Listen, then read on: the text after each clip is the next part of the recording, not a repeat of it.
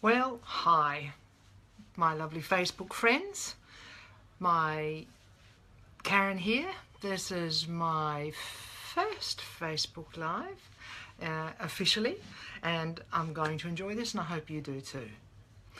So a little bit about me as we wait for some people to come on. I'm currently sitting in a room in London as I'm catching up on some studies that I'm doing, which I think is really important as a coach, to be constantly in a state of learning. And that's, I think, equally as important for a leader. So, hi Katrina, how cool to see you here. Oh, that's very exciting. And so, as a leader, it's so important to understand who we are. So, being a coach and someone who facilitates this type of work, I'm constantly in a state of learning. And there is no, the gaining of wisdom, they say, is to be in a constant state of learning. So I seem to be doing that quite regularly. So I'm hoping that these early sessions of Facebook Live might do the same for you and maybe help trigger some thoughts around what you can do inside your world. And particularly if you're leading a team that you may have just inherited. So I've been doing this type of work now for, I've probably been a leader of some sort or other for well over 25 years. Hi Mary, how are you? It's been nice chatting to you up until this point. And, I've been in this role for something like 25 years off and on.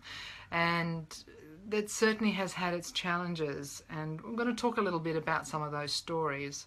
So I guess the big question for tonight is, or for today, depending on what time of day you get to look at this, because I appreciate that people will be looking at this in their own time zones, even after I've finished being live. So, what experience have you had as maybe being inherited a team through a new position that you've just taken on, have been given more responsibility? A lot of these questions, and when we're in those moments we have an enormous amount of questions, and often we just think, oh my God, where do I start? So today's a little bit about that, and just some open discussion around what that looks like for you. I'll share some of my experiences. I expect to be here for around 20 odd minutes, and certainly if you have any questions, just type them into the messenger for me and I will check in to see what you think we're doing and how I'm going, and if what I'm sharing is something that you want to continue sharing within future sessions. I'm just going to hang in here for a little bit longer. I'm going to look a little bit across at my laptop from time to time to check on time and to see where we're up to. So it's kind of interesting being set up in this space here. I've had to think about lighting and all sorts of fun things to try and bring this to you in some sensible fashion. When you're not in your own office with your own setup, it's always an interesting few moments setting up and making sure that I'm doing the right thing for everyone.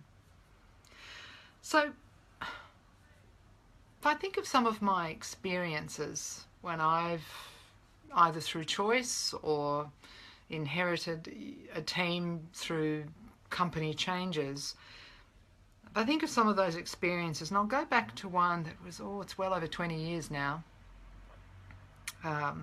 And I've worked across multiple industries, from nursing, where I had worked within a team, through to a manufacturing industry where we manufactured printer and typewriter ribbons, and I ended up managing a factory of people. Not only did I have to remember all of the part code numbers and those types of things, but that was my first real foray into managing quite a big group of people. And sometimes you have to come up with, they look at you like, why are you here? You've never worked on the factory floor, so what would you know about this stuff? So those were interesting times. I had to have interesting conversations with some of the team members, even down to asking one young man that he had to shower more often. Trust me, that's a challenging conversation when you're only in your early 20s. So as we move through life, we create more of those scenarios for ourselves. And as we want to improve what we do, or there's more money, or it's more lucrative, or it's a more interesting position to be in, we take those positions on. In one particular scenario, I was at the time working, so this is still in Australia. I mean, I'm currently living in the UK or in Scotland, so this is back in Australia. And I was working for a company as a software consultant. And what I mean by that was used to work with people, teaching them how to set up their payroll systems, their human resources systems, how to connect the two through computer configurations. So, as is the way, I always end up working as a very happy team member and being a person who likes to be part of a team, and I work collaborative within teams. And for some reason or other, I always end up managing them. And this was another one of those stories. We were in one state. So in Australia, we have states. And I was in the state of New South Wales. And the head office, or the company that we were working with, their head office was in Victoria. And one day, those bosses they turned up in the office. And we're like, oh, that's interesting. We normally know when they turn up. And so we thought, we all went about our business. We were doing help desk calls and working with our clients and telling them to back up their systems and making sure that they had all their timesheets in and all those types of things that we do. And the next thing I know, by the end of the day, the world that I walked into in the morning had completely changed. We had gone from being a happy bunch of people in this lovely office to being closed down, half of them sacked, and as I was waiting for my turn to be told to walk out the door, I was asked if I'd like to become the regional manager for a whole new division for directly working for that company. And when we're moving offices. I'm like, oh, okay, that sounds like fun. Why not? Hi, Dave. How cool to see you. Thank you for joining. Here I'm sitting there thinking, oh my word, they've just asked me to be the state manager of the team that's left, who have just been decimated by this moment in time, and our world as we knew it changed right there and then. And for me, all of a sudden, here I am managing a team that 2 minutes ago were my peers. So in the early days, it wasn't so bad. We kind of moved the office and it was quite a distance, so we had challenges of people not wanting to live so far away, and et cetera, et cetera. So there was lots of those things. And so, Dave, I'm just talking about an experience that I had when taking on and inheriting a team that literally in the morning were my peers, in the afternoon the whole company as we knew it had changed, and I was asked to become the regional manager for that division, for that team. And so as we moved into our new office and things started to settle down, that's when the challenges really started. Because of course one of those persons thought they should have had the job. Another person who I thought was a great buddy was, I can't put a finer word on it, but was kind of backstabbing me to the bosses down in Melbourne. And that was heartbreaking. It was actually heartbreaking. And I didn't realise all of this because I tend to not think badly of people. I have a tendency to think everybody's good and everybody has a good intention. So as we moved through this period of time, and there were an awful lot of challenges, keeping the clients happy, doing all of those things, because all of a sudden I wasn't just looking after my clients, I was looking after all of our clients and trying to create more business with the help of the team. And so there's lots of little bits and pieces going on, and I started to get a sense that, okay, not all is well in my world. But back then I didn't really understand what I needed to do.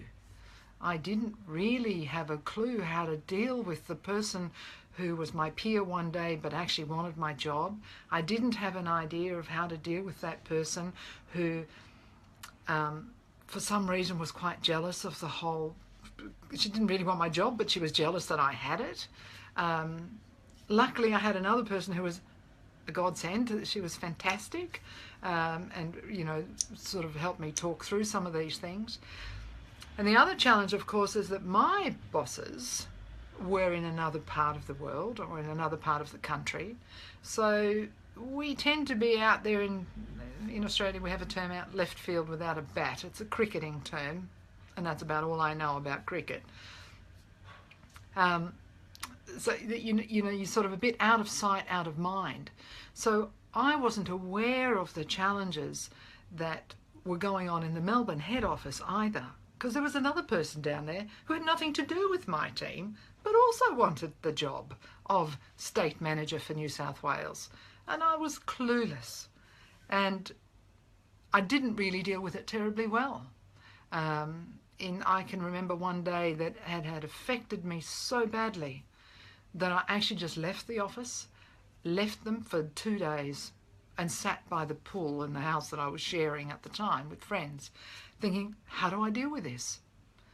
I didn't know who to talk to. I didn't know where to go. And, I see these questions, I see new leaders and even very experienced leaders being plagued by the same scenario over and over again. Hi, Justin. Welcome. Wow. So I'm feeling terribly grateful at the moment to these people who have joined me. So thank you. I had no idea what to do, where to go. I couldn't talk to my boss because they were a long way away, and back then it wasn't. We had email, of course, but it wasn't quite the same as today. And not only that, I was newbie in the position, so I didn't want them to think that I didn't know how to deal with it all. So I just went home and tried to cope and got very sad about the whole thing. It really physically starts to affect us when we don't have a source or a resource to go to talk through the challenges. So, what do you do? So before I continue on, are there any questions? Is what I'm saying resonate with anybody? Does, if you just put a little yes or no, it's a lot of baloney, that's fine too, into the chat, I'd really appreciate that. So where do we go? Where do I go to? And today I have an answer for that, but it took another 20 years, really, for me to be able to answer this question, or at least start working on that question. And the very first thing, I guess, that we need to think about when we inherit a team or we take on a new leadership role is, how well do I understand myself? How well do I know how to deal with these things? And the first step that we need to take is,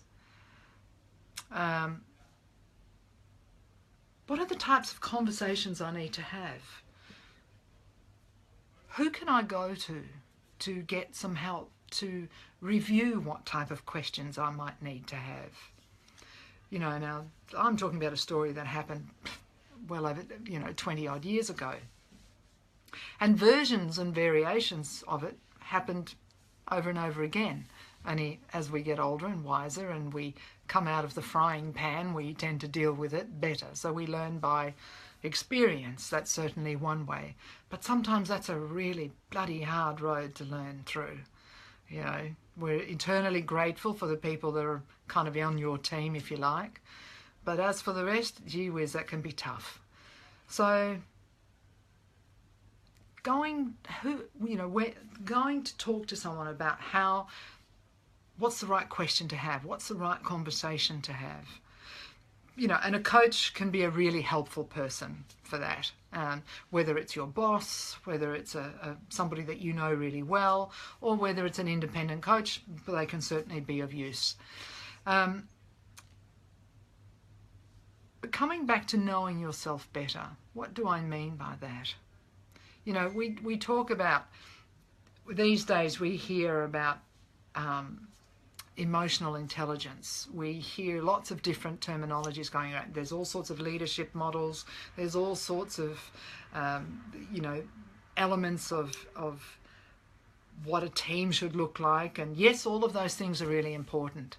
But fundamentally, nothing happens without conversation.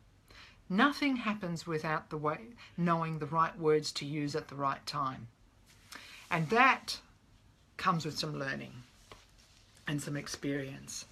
So understanding our emotional intelligence is quite helpful. And emotional intelligence, what does that give us? That helps us to self-regulate our own emotions. How do we deal with those moments that are tough? How well do we react or not? Do we get angry? Do we get sad? How well do we, what impact do we have on the people around us? Are we saying things that may be having an adverse effect to what we think they might be having? And that also leads me into then the conversational intelligence, which is more around co-regulating. So once we understand ourselves a little better, how do we then go into an environment where we can help the whole team to work and understand each other a little bit better?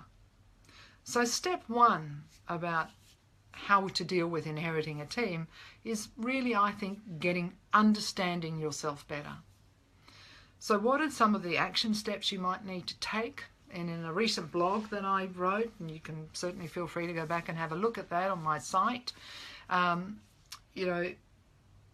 mentioned that, the simple actions might be, what's really important? How do you gain credibility? Because that's really your first step. Gaining credibility. Now, often, what I've seen way too often is we've got a new leader, he's taken on a new position, we've moved into that role, we've got this new team that we've inherited one way or another, and of course they've all got problems. We might be close to retirement, we might be just got some personal issues, we might not be performing very well, we might not like the previous boss, we might be living in a mood of resentment or resignation. Resentment being I'm a bit angry about the change, or resignation, well, same shit, different day type stuff, what can you bring, new leader? So we need to sit back and think, okay, how do I build credibility? Now, often we see people thinking, right, well, I'm going to fix all of your problems. That's maybe not the best place to start. Best place to start is to build trust, build credibility. Think about what is it that you want them to understand about you. What can you bring to the team? Because at the end of the day, they've been together for a while. You are the newbie. You need to understand them before you can fix anything. Hi Maritza, how lovely to see you. So does any of this ring a bell? I'm going to breathe for a moment because I feel like I've done nothing but be a talking head. And I'm just going to tell my friend David to disappear. So has anybody got any thoughts on that? You want to just type a little something into there? This is a bit one way, this, I must say. Thank you, Maritza. So glad somebody thinks I'm clever. Yeah, I mean, Kat, you and I, we've seen this many times together. Luckily, you were one of my famous team.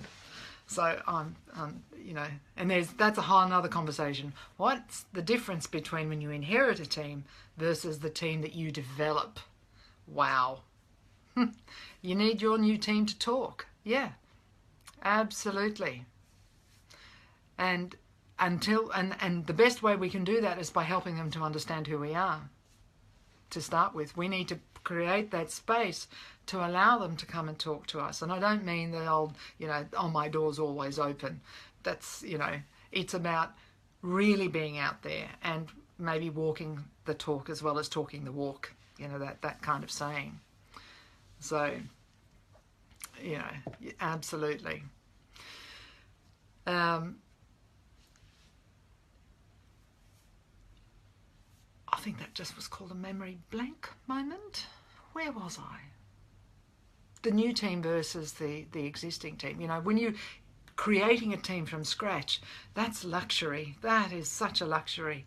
And, and I love doing that because that is such joy. but we should be able to convert an existing team to come along on our journey as well. And that means having a clear vision, having some clear rules of engagement, understanding, and probably one of the key things in this really early stage of developing a team is listening to connect. And I don't mean listening to hear. I mean truly connecting, where you're looking people in the eye and you actually don't say much. You just listen. And listen to their concerns, to their breakdowns, to where their pain might be. And listen to their experience, because they have it. They've been there longer than you. So it's about taking on all of that knowledge and taking it back, and then letting everybody know what your vision is so that you gain some credibility. So what did you say there, Maritza? I think that's where many people go wrong. They're so busy trying to establish who's the boss that they forget to get to know the people who are already a team. Absolutely on the money, you know. So understand yourself, listen to connect, set up some rules of engagement so that it's clear to everybody what your expectations are, but do that with the intent of hearing from their side as well. Get their knowledge. Don't be afraid of it. You know, too many of us are, too many people are afraid of thinking that, well, I should have all the answers. A good boss knows where to get answers, not have all the answers. That's a fallacy. We're only human. We can't possibly have all the answers, and particularly not when we're taking on a new team. We don't know the answers yet. That comes through conversation.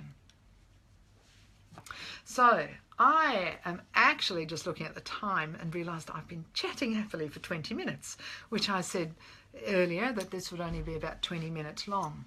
So how does everybody feel about that? And I'm so grateful that people have turned up. I can't tell you. It's really delightful. Has this little chat been of value?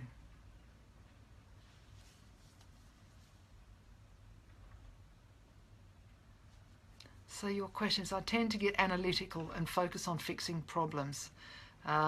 Listen first, my friend. Listen first. They will have ideas. And often what I've found when working with teams is, you know, the first thing to do is get their idea of the situation. Often people are working in teams, and if they've been working with a boss or a previous supervisor, leader, manager, whatever they're called, right?